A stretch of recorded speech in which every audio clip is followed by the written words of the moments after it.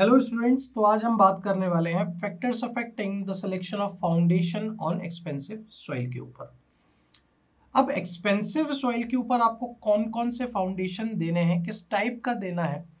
अब उसको भी कौन सी चीजें अफेक्ट करेंगी, उन फैक्टर्स के बारे में हमको आज डिस्कस करना है। बट उससे पहले हम ये बात कर लें कि एक्सपेंसिव सॉइल के अंदर हम किस टाइप के फाउंडेशन को प्रोवाइड करते हैं, और प्रोवाइड करते हैं तो क्या सोच के करते हैं, क्या हर टाइप के फाउंडेशन का क्या काम होता है। ठीक है,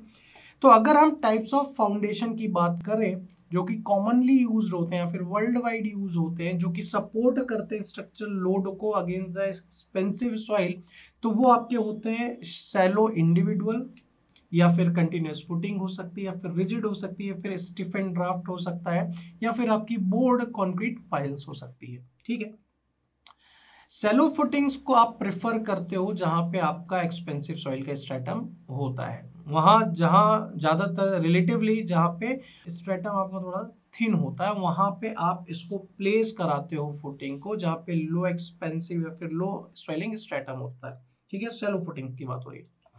जब आप स्ट्रिप फुटिंग की बात करते हो वो वहां पे यूज होता है जहां पे लो बेयरिंग स्ट्रक्चर होता है, बट वहां पे किस चीज की कमी होती है, आपकी 3 डायमेंशनल रिजिडिटी की नीड होती है, जो कि क्या करती है, आपके स्मॉल मूवमेंट को रजिस्ट करती है, बट उसी चीज की कमी हो जाती है ना, 3 डायमेंशनल रिजिडिटी की। अगर आप आइसोलेटेड और पैड फुटिंग्स की बात करते हो, जो कि क्या करता है, ऑफर आपको स्ट्रक्चरल रिजिडिटी, अगेन जो क्या करता है, आपकी क्या नीड करता है, जो कि आपकी स्मॉल मूवमेंट को रजिस्ट कराता है। और कहीं ना कहीं आपका ये जो आइसोलेटेड और पैड फुटिंग है वो ज्यादा अच्छा माना जाता है स्टिफ फुटिंग के कंपैरिजन में। अगर आप स्टिफन ड्राफ्ट फाउंडेशन की बात करो तो क्या कंसिस्ट करता है, आपका थिन कंक्रीट स्लैब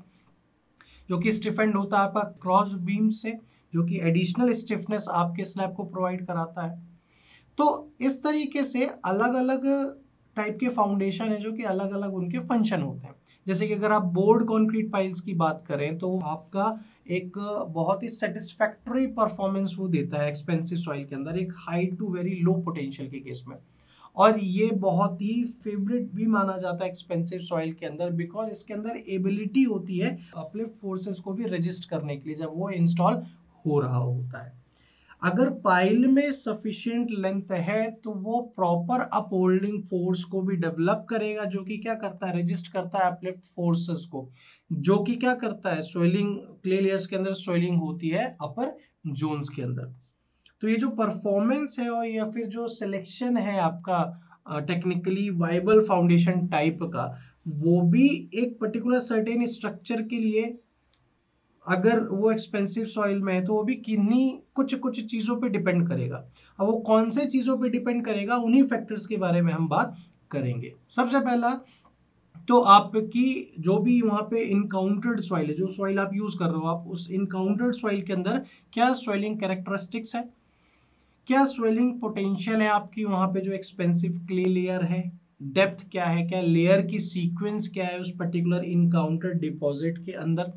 क्या रेंज है, किस रेंज में वो इन्फ्लुएंस हो रही है आपके फाउंडेशन सिस्टम के अंदर। हम इनकाउंटर्ड सॉइल इसलिए बोल रहे हैं क्योंकि हमको उस सॉइल जहाँ पे एक्सपेंसिव सॉइल है उस सॉइल पे हमको जहाँ पे काम करना है। ठीक है, दूसरा आपका इन्वायरमेंटल कंडीशन जो कि इंक्लूड करता है आपके मॉइस्चर कंटेंट को, मॉइस्चर कंटेंट को कंटेन करता है आपके सॉइल लेयर की सोइलिंग को, वाटर टेबल की डेप्थ को, रेनफॉल की इंटेंसिटी को, टेम्परेचर को, और जितना भी आपका वेजिटेशन कवर हो रहा है। तो ये जो फैक्टर है वो अफेक्ट करते हैं आपका क्या,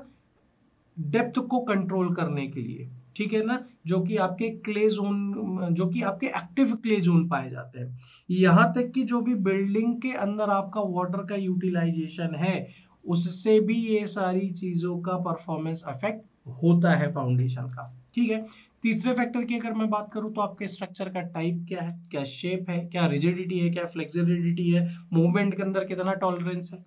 उसके बाद एक कंस्ट्रक्शनल कंसिडरेशन कि आपका कंस्ट्रक्शन टूल्स की अवेलेबिलिटी है कि नहीं है, पिलिंग रिग्स है या नहीं है, आपके जो भी लोकल कॉन्ट्रैक्टर्स हैं या फिर जो भी होम ओनर्स हैं उनका क्या एक्सपीरियंस है। तो ये कुछ फैक्टर्स हैं जो कि अफेक्ट करते हैं। तो आई होप आज के लेक्चर में आपको वो फैक्टर समझ में आए होंगे जब आप एक्सपेंसिव सॉइल के अंदर जब आप फाउंडेशन का सिलेक्शन करते हो, जो चीज़ उसको अफेक्ट करती है। आज के लिए इतना ही, थैंक यू वेरी मच।